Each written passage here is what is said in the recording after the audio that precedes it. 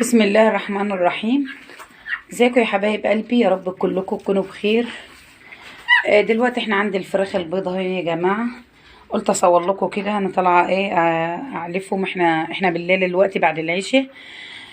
قلت طبعا انا ما عرفتش اصورهم لكم الفتره اللي فاتت، كان عندهم برد وكانوا تعبانين جدا وخسرت منهم فراخ. الحمد لله رب العالمين انا نهضتهم. والسر انا طبعا عملت لهم توم وليمون، ما جابش نتيجه معاهم يا جماعه بصراحه ربنا. بعت فرخه كده مع ابني الصيدليه البيطريه. الدكتور كشف عليها وكده، جاب لي وصف لي علاج، بس والله العظيم العلاج ما جابش نتيجه برضو يا جماعه. وكانوا بخنفروا جدا وعندهم انفلونزا وسخنين نار، يعني درجة الحرارة بتاعتهم كانت معدية فوق ال45.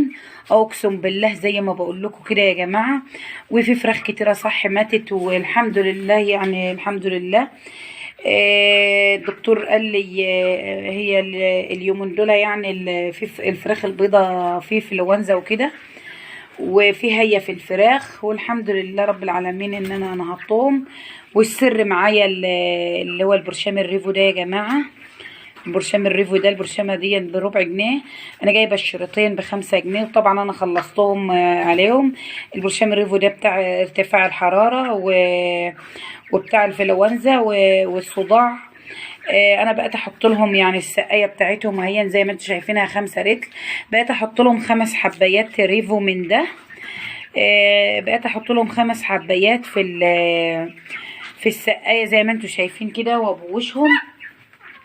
والحمد لله رب العالمين. انا لو ما كنتش استعملت البرشام الريفو ده اقسم بالله انا كنت خسرت الفراخ دي كلها. بس الحمد لله رب العالمين ان انا نهضت منهم فراخ طبعا وذبحتها، وفي فراخ كتيره ماتت الحمد لله. قدر الله ما شاء فعل، ربنا يعوض علينا يا رب. والحمد لله يعني قايمين يتحسنوا. والله الفتره اللي فاتت معلش انا ما عرفتش اصورهم واوريه لكم، لان انا كنت زعلانه جدا ومتعكننه عشان الفراخ دي. الحمد لله يا رب. انا مش راضيه اذبحهم دلوقتي، سايبهم بس لما يخفوا خالص وان شاء الله يبقوا كويسين هذبحهم طبعا. معلش يلا الحمد لله. يعني انا الدوره اللي فاتت الحمد لله ما كانش فيها خساير، وبسم الله ما شاء الله 35 يوم الفرخ جه معايا 3 كيلو. 45 الفرخ جه 4.5، والحمد لله رب العالمين.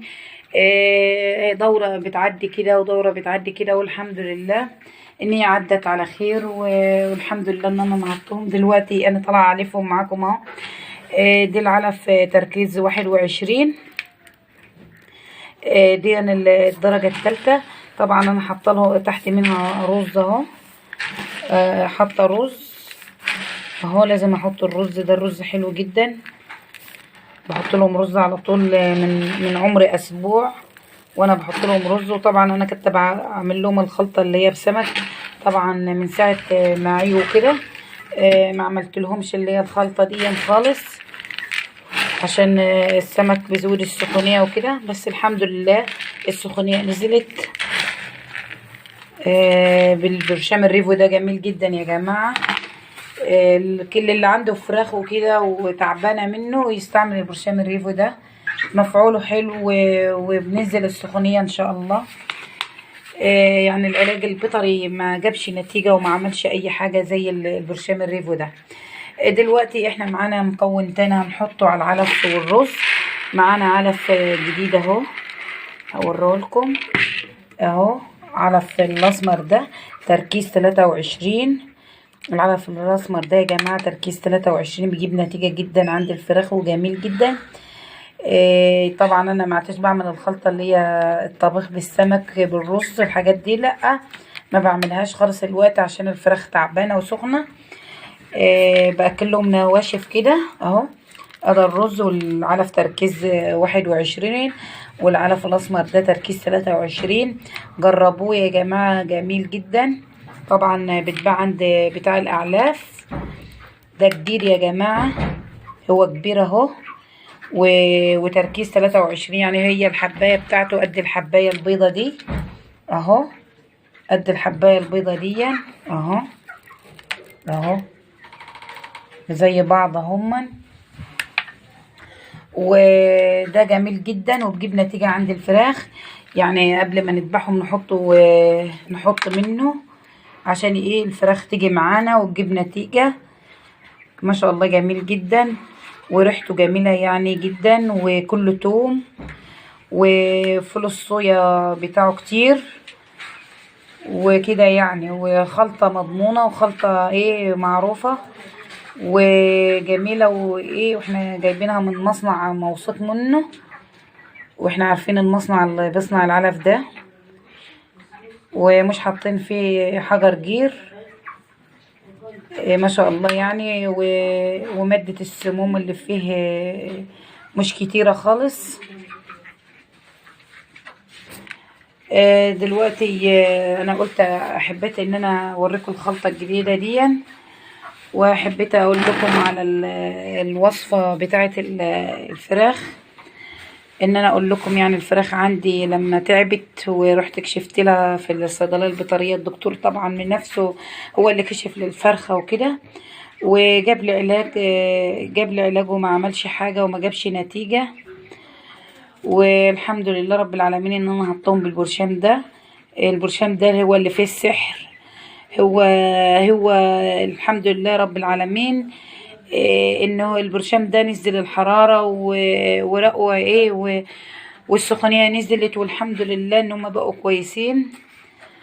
يا رب بس يكمل لهم على خير. النهاردة هم بقالهم 35 يوم، يا رب بس يكملوا ال5 ايام دول على خير، وان شاء الله ال40 كده نذبحهم بقى عشان اخلص منهم، لان انا والله زعلانة عشانهم وكل شوية اطلع لهم خايفة عليهم جدا. بس الحمد لله هما خفوا، والبراز بتاعهم بدأ يتصلح. هما كانوا البراز بتاعهم اخضر خضر خالص، الحمد لله بدأ يتصلح. وصدرهم الحمد لله، بس هي ماشية في الفراخ دي. الحمد لله رب العالمين ان انا يعني ما خسرتش مخاسر كبيرة، والحمد لله يعني.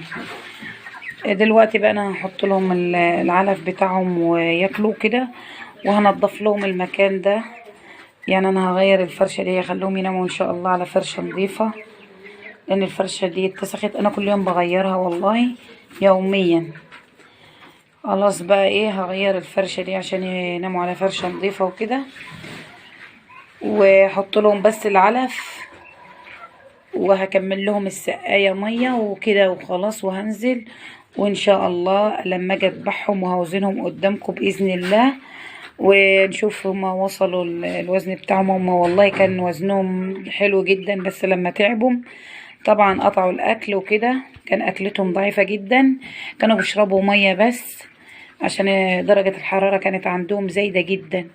والحمد لله رب العالمين ان انا نهضتهم، والحمد لله هم كويسين قدامكم يا جماعة. بس هما نايمين كده على طول، يعني انا قلقانه عليهم عشان هما ايه نايمين النومه دي على طول كده. ويعني عمر ما ربيت فراخ وعملت معايا كده مثل. انا ايه كنت احط لهم الاكل ويجروا على الاكل ويجروا ويتنططوا وكده، بس الفراخ دي نايمه على طول مش عارفه ليه.